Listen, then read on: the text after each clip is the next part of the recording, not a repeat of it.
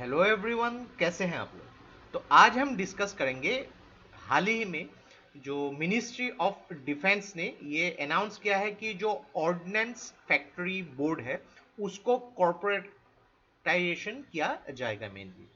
तो यहाँ पे मेनली हम लोग को समझना होगा कि ये ऑर्डिनेंस फैक्ट्री बोर्ड एक्चुअली में है क्या, इसकी काम क्या क्या है, रेस्पॉन्सिबिलिटीज क्या क्या है, यहाँ पे कौन सी लेटेस्ट चेंजेस यहाँ पे लाए गए हैं, और मेनली ये जो कॉर्पोरेटाइजेशन की जाएगी यहाँ पे क्यों की जाएगी, यहाँ पे इससे क्या क्या फायदा होगा, ये सब भी यहाँ पे डिस्कस करेंगे। तो देखिए, from governance point of view के हिसाब से ये बहुत ही इंपॉर्टेंट वीडियो होने वाली है। तो इस वीडियो को एंड तक बिल्कुल देखते रहिएगा। और इससे पहले अगर आप लोगों ने हमारे चैनल को अब तक सब्सक्राइब नहीं किया है तो इसको प्लीज सब्सक्राइब कर लीजिए, ताकि आने वाले ऐसे ही वीडियोस के नोटिफिकेशन इसी तरह आपको मिलते रहे। और इस वीडियो का जो नोट है आपको हमारे वेबसाइट में मिल जाएगी, नीचे डिस्क्रिप्शन में मैंने वेबसाइट का लिंक दे दिया है, वहां से आप इसको फॉलो कर सकते हैं। तो चलिए आज का वीडियो शुरू करते हैं। तो रिसेंटली जो मिनिस्ट्री ऑफ डिफेंस ने ये अनाउंस किया है कि 1 अक्टूबर यानी कि आज जो दिन है, तो ऑर्डिनेंस फैक्ट्री बोर्ड जो है ये लगभग 220 साल पुरानी एक बोर्ड है, इसके बारे में भी डिस्कस करेंगे। तो उसको कॉर्पोरेटाइज्ड किया जाएगा अंडर 7 PSUs। अभी ये कॉर्पोरेटाइजेशन क्या होती है, मतलब अलग अलग जो 7 PSUs में इसको जो है डिसॉल्व की जाएगी। तो ये सब जो है एज ए कंपनीज एक्ट के थ्रू एज ए कंपनी काम करेगी यहाँ पे। और देखें कि मेनली जब कॉर्पोरेटाइजेशन की जाएगी यहाँ पे एफिशिएंट तरीके से उसको इंप्रूव किया जाएगा कि जितनी यहाँ पे इनपुट दिया जा रहा है उससे ज़्यादा आउटपुट होनी पड़ेगी यहाँ पे।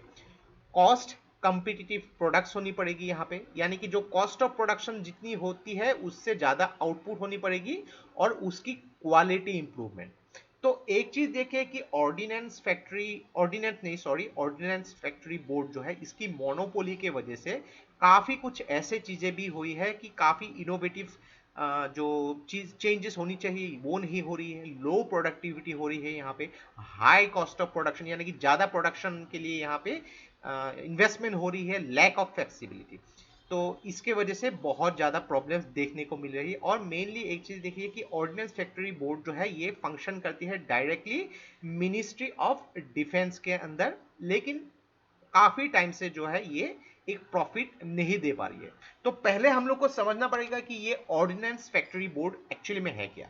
तो एक चीज़ देखिए, आप लोगों ने डेफिनेटली पॉलिटी में पढ़ा होगा ऑर्डिनेंस। तो ये ऑर्डिनेंस नहीं है जो प्रेसिडेंट प्रोमालगेट करते हैं, उसके साथ उसको कंफ्यूज मत कीजिएगा। ये है ऑर्डिनेंस, एक आई का डिफरेंस है।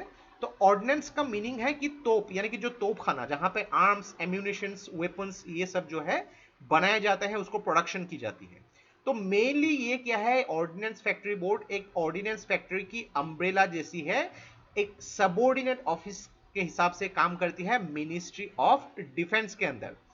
इसको जो पहला सेटअप किया गया था 1712 में, 1712 में इसको सेटअप किया गया था। किसके द्वारा, एक डच कंपनी, जब डच आए थे भारत में तो वेस्ट बंगाल में as a gunpowder factory के हिसाब से इसको सेटअप किया गया था। तो क्या क्या है यहाँ पे देखिए, टोटल 41 फैक्ट्रीज है, 9 ट्रेनिंग सेंटर्स है, 3 रीजनल मार्केटिंग सेंटर्स है और 5 रीजनल कंट्रोलर्स फॉर सेफ्टी है यहाँ पे। इन सब को जो है जो डिसॉल्व की जाएगी, 7 अलग अलग जो PSUs के अंदर इसको डिसॉल्व की जाएगी। तो मेनली देखिए कि यहाँ पे जो ऑर्डिनेंस फैक्ट्री बोर्ड के अंदर पहले से ही अलग अलग वेपन्स हो गई, एम्यूनिशंस हो गई, सप्लाई भी की जाती थी। तो आर्म फोर्सेस के लिए, पैरामिलिट्री फोर्सेस के लिए या फिर पुलिस फोर्सेस के लिए भी इसको सप्लाई की जाती थी। क्या क्या इसमें लेटेस्ट चेंजेस आए हैं वो भी जानना बहुत ही इंपॉर्टेंट है। तो यहाँ पे देखिए कि जून में ही लगभग जो है गवर्नमेंट ने इसके बारे में बात की थी कि पहली बात है कि ऑर्डिनेंस फैक्ट्री बोर्ड, जैसे कि हम लोग जानते हैं कि मिनिस्ट्री ऑफ डिफेंस के अंदर जो डिपार्टमेंट ऑफ डिफेंस प्रोडक्शन है इसके अंदर काम करती है, यहाँ पे as a arm of government काम करती है।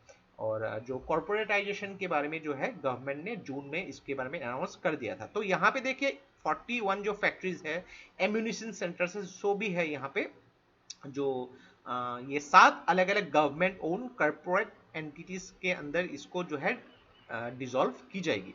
तो मेनली देखिए कि गवर्नमेंट यही चाहती है कि जो भी यहाँ पे काम हो इफिशिएंट तरीके से हो, ऐसा नहीं है कि हम लोग यहाँ पे ज़्यादा से ज़्यादा गवर्नमेंट इन्वेस्टमेंट कर रहे हैं लेकिन इफिशिएंट तरीके से काम नहीं कर पा रही है। यहाँ पे मोनोपोली की वजह से अलग अलग प्रॉब्लम्स क्रिएट हो रही है। आप जानते हैं कि डिफेंस की वजह से इंडिया को ज़्यादातर डिफेंस इक्विपमेंट जो है बाहर से लानी पड़ती है।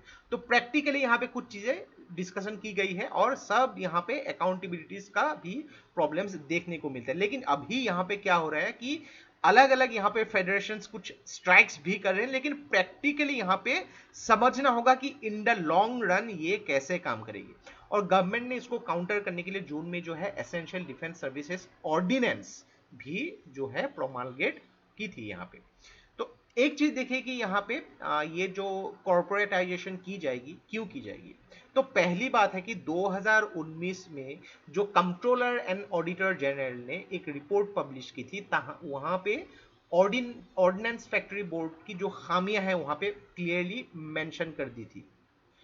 एक चीज, हर साल जो बजट में 33% जो है ह्यूज नंबर जो है स्पेशली डिफेंस के लिए रखा जाता है, लेकिन यहाँ पे देखिए सब ज्यादा जो खर्चा होता है वो सुपरवाइजन की जो कॉस्ट है यहाँ पे, इनडायरेक्ट लेबर कॉस्ट यहाँ पे बहुत ही ज्यादा हो जाती है। लेकिन क्या होती है कि जितनी इफिशिएंट तरीके से काम होनी चाहिए वो नहीं हो पा रही है, जितने यहाँ पे मैन पावर लगती है उस हिसाब से आउटपुट नहीं दे पा रही है। दूसरी बात है कि जो प्रोडक्शन टारगेट होती है कि इतने टारगेट इतने पर्टिकुलर टाइम में देने पड़ेंगे, वो अचीव नहीं हो पा रही है। तो प्रोडक्शन टारगेट का सिर्फ 49% ही हो रही है। इसका रीजन है कि मेनली एक जो पुराने जमाने की सोच, पुराने जमाने की पैटर्न के हिसाब से चला जा रहा है यहाँ पे। तो ये जब कॉर्पोरेटाइजेशन की जाएगी, इसको एज ए कंपनी का दर्जा मिलेगा और यहाँ पे टारगेट दी जाएंगी, इफिशिएंट तरीके से इसका आउटपुट जो है अचीव करने की कोशिश की जाएगी और अलग अलग टेक्नोलॉजिकल इंटरवेंशन भी यहाँ पे होगी।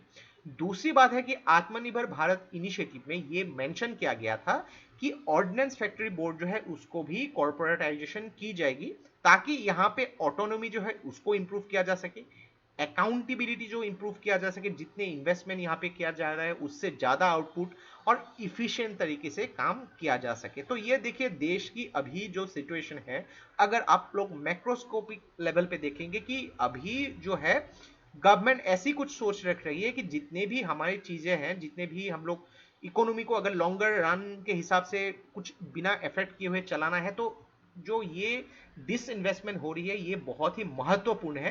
पहली बात है कि गवर्नमेंट के ऊपर यहाँ पे लायबिलिटीज कम होगी, और दूसरी बात यहाँ पे प्राइवेट जो पार्टीज उन लोग को मौका मिला जा रहा है कि उन लोग भी इकोनॉमी पे अपना जो कंट्रीब्यूशन दे।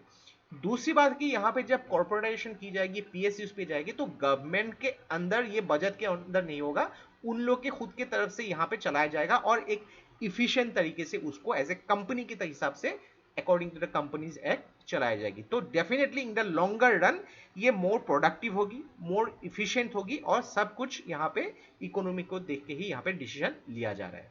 तो ये था हम लोग का complete analysis regarding the corporatisation of ordnance factory board. आशा करता है यहाँ पे आपको काफी कुछ चीजें सीखने को मिला होगा। और देखिए ऐसे प्रश्न में आपको प्रीलिम्स में पूछे ना पूछे, मेंस में आपको क्रिटिकल एनालिसिस काफी करने को पूछा जा सकता है। तो डेफिनेटली द हिंदू जो अखबार है वहां पे से ली गई है, तो अगर आप ज्यादा जानना चाहते हैं तो अखबार को भी थोड़ा सा आप देख लीजिएगा। बहुत ही इंटरेस्टिंग टॉपिक है यहाँ पे, ऐसे टॉपिक को कभी छोड़िएगा मत, सीधे सीधे आपको प्रश्न मिलने की पूर्ण संभावना है। तो आशा करते हैं बहुत कुछ चीजें आपको यहाँ से सीखने को मिला होगा। और ये वीडियो अगर आप लोगों को अच्छा लगा इसको प्लीज लाइक कीजिए, इसको सब्सक्राइब कीजिए, इसको शेयर कर दीजिए, क्योंकि ऐसे वीडियोस बनाने के लिए हम लोग को बहुत ज्यादा मेहनत और रिसर्च की जरूरत होती है, और आप लोगों का सपोर्ट हम लोग को बहुत ज्यादा इंस्पायर करता है और भी हार्ड वर्क करने के लिए। तो आज के लिए बस इतना ही, देखते रहिए study guys, take care, thank you and Jai Hind.